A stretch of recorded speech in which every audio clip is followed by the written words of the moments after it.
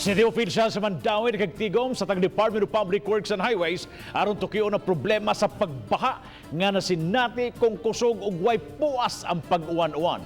Ang report ni Nico Serino.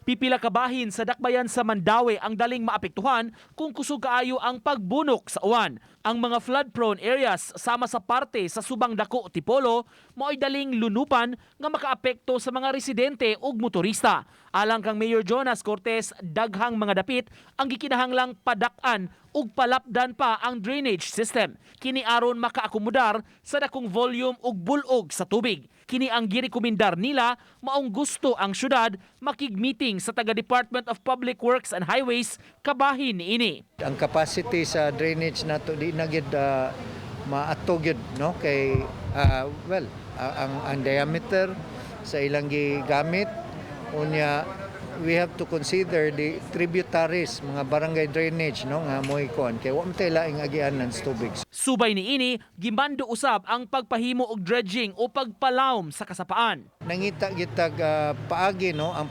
pag-clear sa mga waterways no pagpadako dredging. Samtang 20.6 million pesos nga cheque ang gi-turnover sa taga DPWH ngadto sa Mandaue City.